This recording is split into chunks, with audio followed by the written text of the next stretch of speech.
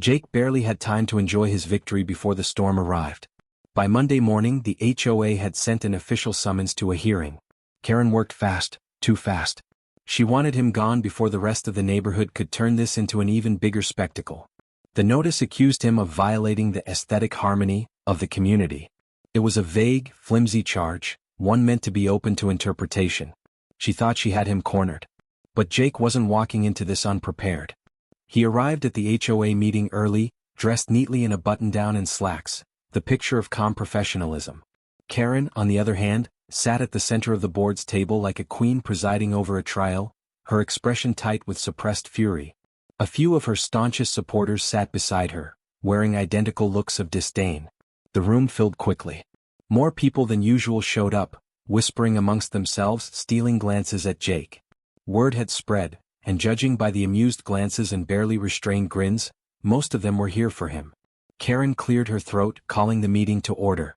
She launched into a speech about respecting neighborhood standards, barely concealing her rage beneath a thin veil of professionalism.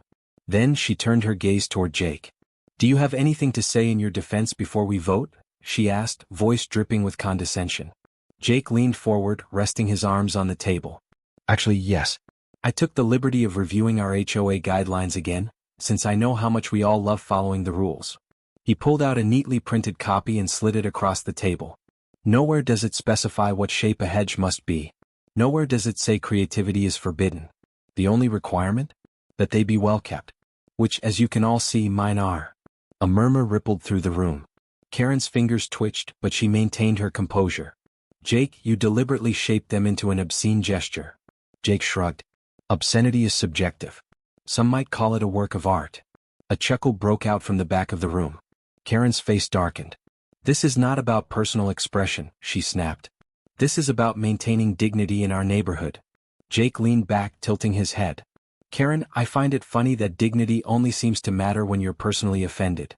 He let the words hang for a moment before continuing, his tone even. "See, this isn't really about the hedges. It's about control. It's about the way you enjoy pushing people around. But what happens when someone doesn't just roll over?" He gestured toward the crowd. "People are tired of the way you run things. And now, they're finally talking about it." Karen stiffened. For the first time, uncertainty flickered in her eyes. She could feel the shift in the room. A man in the crowd cleared his throat. "Actually," he said, standing up, "Jake has a point." Heads turned. It was Mr. Thompson, the same neighbor who had laughed at the hedge days ago. He folded his arms, looking directly at Karen. "I've lived here for 10 years, and in that time I've seen this HOA enforce ridiculous rules just because someone felt like it. My wife and I were forced to change our fence, at our expense, because Karen decided it wasn't visually cohesive." A woman in the back raised her hand. "She made my son take down his basketball hoop," said it disturbed the peace, but nobody had ever complained. One by one more voices joined in.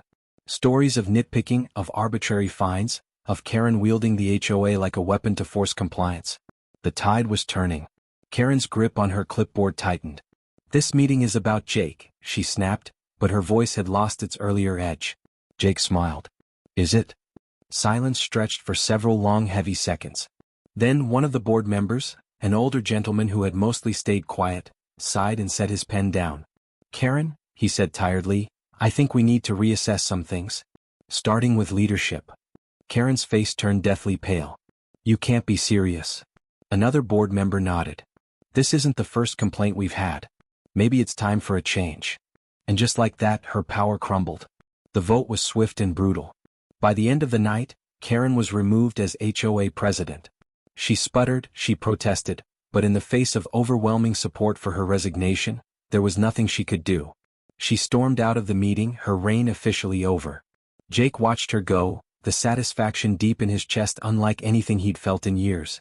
The next morning, he stepped onto his porch with a fresh cup of coffee, admiring his handiwork one last time. Then, with a slow, deliberate nod, he picked up the hedge clippers. Time to trim. Karen's fingers fumbled over the keypad, her perfectly manicured nails slipping against the smooth surface as she jabbed at the buttons. The system beeped angrily, rejecting her frantic attempts. The security lock she had once bragged about, an impenetrable gate that kept undesirables out, was now the very thing trapping her salvation outside. "No, no, no," she whispered, slamming the panel with her palm. Her entire body shook as she turned toward the firefighters. I need to get in. That's my house. John folded his arms, jaw tight. Yeah. Well, rules are rules, Karen. Her eyes snapped to his, wild with desperation. You don't understand. My husband is in there. He was sleeping when I left. The words landed like a hammer blow. The murmuring crowd fell silent. For a brief moment even John hesitated. His gaze flicked toward the inferno raging beyond the gate. If her husband was inside, there wasn't much time left. But then he thought about every petty fine, every dismissive smirk, every moment Karen had reveled in the suffering she inflicted on others. She had done this to herself. A violent crack rang through the air as another section of the house collapsed, sending a fresh burst of embers spiraling into the night. Karen let out a strangled sob, turning back to the gate. Let me in, damn it. She grabbed the metal bars and rattled them furiously, her voice shrill. The young paramedic who had argued with her earlier stepped forward, his face impassive. The fire's too intense. Even if we get through the gate now, there's no guarantee we can reach him in time. Karen whirled on him, eyes blazing. Then do something. You people are supposed to save lives. The firefighter closest to the gate had clearly had enough. Asterisk, you wasted our time. Asterisk, his voice was low, but filled with the kind of restrained fury that made the air feel colder despite the blaze. We should have been in there 5 minutes ago. Instead, we were out here arguing with you. Karen's breath hitched, but before she could reply, one of the firefighters pulled a crowbar from their gear and wedged it into the gate's access panel. The metal groaned under the force, but the high-tech lock held. She turned back to John, her voice breaking. You have to help me. Please. I'll do anything. John tilted his head. Anything. Karen nodded frantically, eyes glossy with unshed tears. His lips curled into something that wasn't quite a smile. Then I want you to say it. She blinked. What? Say you were wrong. Karen's face twisted in anger. Even now, with everything at stake, her pride still fought to survive. John shrugged. If you can't admit it, then I guess the rules really do matter more than human lives. Karen's entire body trembled. She was cornered, suffocating under the weight of her own arrogance. And then, finally, she cracked. I was wrong, she screamed. Asterisk, I was wrong, okay? I should have let you in. I should have let all of you in. Her voice broke into a sob. Please just open the damn gate. John held her gaze for a long, heavy moment before stepping forward and grabbing the access panel. He punched in an override code, the one that every HOA board member had, including Karen. She had always had the ability to open the gate, even without prior approval. She had just refused to do it. A sickening realization flickered across her face, but before she could say anything, the gates groaned and finally began to slide open.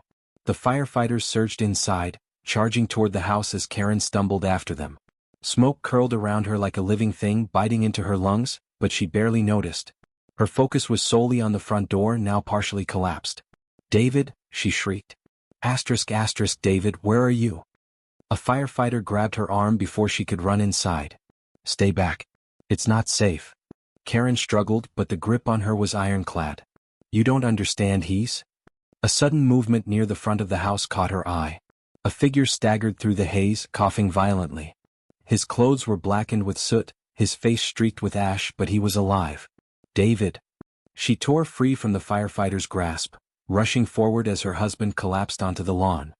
His breaths came in shallow gasps, his eyes dazed and unfocused. He coughed, gripping her wrist with a shaking hand. I woke up, the smoke.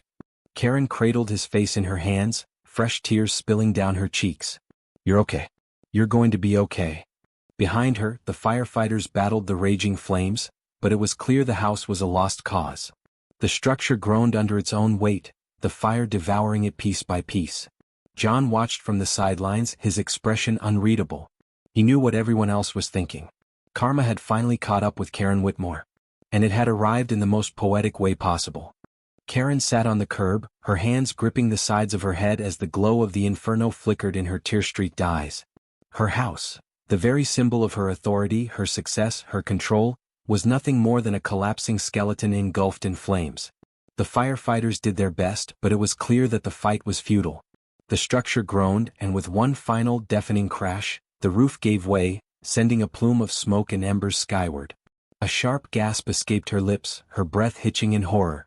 Everything inside, the custom furniture, the rare imported decor, the HOA meeting notes she had so carefully compiled, was gone. David lay on a stretcher nearby, paramedics swarming him, their expressions grave as they checked his vitals. His face was ghostly pale beneath the layer of soot, his breath shallow. The smoke inhalation had done its damage, but he was alive. For now. Karen's fingers dug into her scalp, her nails pressing crescents into her skin. None of this was supposed to happen. None of this. A presence loomed over her. She looked up, blinking rapidly through the haze of smoke and grief, only to find John standing there, arms crossed, his face unreadable. The flickering lights of the fire trucks painted his features in sharp relief, making the hard lines of his jaw look even more unforgiving. "So," he said, his voice calm but edged with something razor-sharp. "How does it feel?" Karen swallowed, her throat raw from the smoke, from the screaming, from the weight of everything crushing her at once. "How does what feel?" John tilted his head slightly. "Losing everything." The words landed like a slap. She flinched but quickly schooled her expression, trying to salvage what little dignity she had left. This isn't," her voice cracked. She gritted her teeth. "You think this is funny?" His lips curled into something that wasn't quite a smile. "I think it's justice." Karen's hands curled into fists. "You think I deserve this?" John exhaled slowly, shaking his head. "I think karma doesn't care what anyone thinks. It just does what it does." Karen forced herself to her feet, her knees wobbling beneath her. The crowd of neighbors that had gathered, her neighbors, stood at a distance, their faces a mix of shock, pity, and something else. Something she couldn't quite name. Disdain. They weren't mourning the loss of her house. They weren't offering her condolences. They were watching, waiting, judging. And for the first time, Karen realized the truth. They hated her. All these years, she had convinced herself that her strict rules, her iron-fisted control, had been for the betterment of the community. She had told herself that people respected her authority. But that wasn't respect in their eyes. It was resentment. A sick feeling coiled in her stomach, heavier than the weight of the smoke still thick in the air. A voice broke through the silence. "What now, Karen?" She turned, blinking in surprise as one of the HOA board members, Susan, a woman she had dismissed more times than she could count, stepped forward, arms crossed over her chest. Karen inhaled sharply, squaring her shoulders. I need a place to stay." No one spoke. The silence stretched, thick and suffocating. She turned to John. "I know we don't see eye to eye, but—" John's laugh was humorless. "You're joking, right?" Karen's mouth went dry. She turned to Susan. "You and we've worked together for years. Surely you—" Susan didn't even let her finish. "I remember when Lisa from Maple Street begged you to let her stay with a neighbor after her house flooded. You told her it wasn't the HOA's problem." Karen's breath caught. "That was different." Susan's expression was cold. "No. It really wasn't." Karen spun, searching the crowd for anyone who would offer her an ounce of sympathy. But the expressions staring back at her were unyielding. David let out a weak cough from the stretcher, drawing her attention. The paramedics were loading him into the ambulance now, their movements swift but methodical. Karen rushed forward. "Wait, I'm coming with you." One of the paramedics shook his head. "Hospital policy. Only immediate family in critical condition get priority." Her stomach plummeted. "He's my husband." The paramedic, young and exhausted, barely glanced at her. "And he's stable. You can meet us at the hospital." The back doors slammed shut, and before she could argue, the ambulance pulled away, its sirens wailing into the distance. Karen stood there, stunned, watching as the last piece of her life drove off without her. She had lost everything. Her house. Her status. The very people she had lorded over for years. And now she had nowhere to go. For the first time in her life, Karen Whitmore was helpless. Karen stood motionless, her body numb despite the heat still radiating from the smoldering wreckage behind her. The neighborhood, the one she had ruled over with an iron fist, was watching. The air felt heavier now, thick with something unspoken. She had spent years wielding power, dictating who belonged and who didn't. And now, she was the outsider. Her throat tightened as she forced herself to move. Her feet felt like lead as she staggered toward her car, the only possession she had left. It sat untouched in the driveway, coated in a thin layer of ash. She yanked the door open, slid inside and gripped the steering wheel, staring blankly through the windshield. David was in the hospital. He would live, but she had no home to bring him back to. She had nowhere to go. She exhaled shakily and reached for her phone. Her fingers trembled as she scrolled through her contacts, the list feeling oddly short now. Every number she considered calling came with a memory, memories of doors she had slammed, favors she had denied, people she had alienated beyond repair. Her finger hovered over Susan's name. She hesitated, then tapped the call button. Rang. Once. Twice. 3 times. Then it went to voicemail. She tried another number. Voicemail. And another. Voicemail. Her grip on the phone tightened, her knuckles white. She knew why no one was answering. She had done this to herself. The realization hit her like a fist to the gut, leaving her breathless. A knock on the window made her jump. She turned to see John standing there, his expression unreadable. With reluctance, she rolled the window down. The smoke and char still hung in the air, clinging to everything like a cruel reminder. Karen, he said, his voice steady, firm. You need to leave. Her chest tightened. I don't have anywhere to go. His expression didn't change. That's not my problem. Her eyes burned. She wanted to argue, to lash out, to remind him that she was the HOA president, that she deserved better. But those words held no power anymore. She was just a woman in a car, begging for help from people she had spent years oppressing. She swallowed hard. John, please. For the first time, something flickered in his expression. Pity? Not enough to soften his stance, but enough to tell her that he wasn't reveling in this moment. He wasn't cruel. He was just a man who had finally seen justice served. If you don't leave, he said slowly, someone is going to call the cops. A sharp, bitter laugh escaped her lips before she could stop it. The cops? I was the one who used to call them on people who didn't belong. John held her gaze. Yeah. And now it's you who doesn't belong. The words sliced through her, clean and precise. There was nothing left to say. She rolled up the window, turned the key in the ignition, and pulled away from what was once her perfect, gated kingdom. As she drove, the weight in her chest grew heavier. The realization was undeniable now. She was completely and utterly alone.